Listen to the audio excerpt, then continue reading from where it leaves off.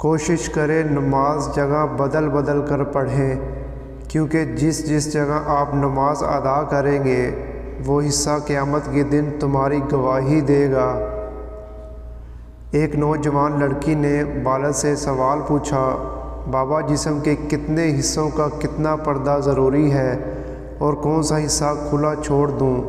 والد نے جواباً کہا، بیٹی جسم کے جتنے حصے پر جہنم کی آگ برداشت کر سکتی ہو اتنا کھلا چھوڑ دو۔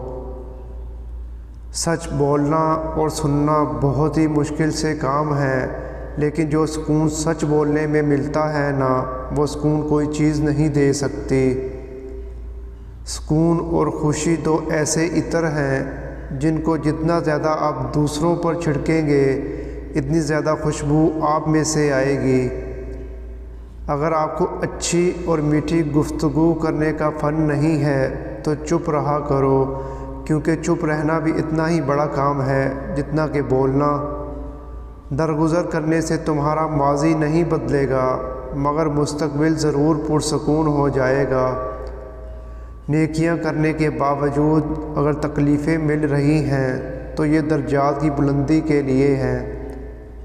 جو اپنی ناراضگی اور غصے کا اظہار کر دیں ان سے مت گھبراؤ، کیونکہ وہ سچے ہیں۔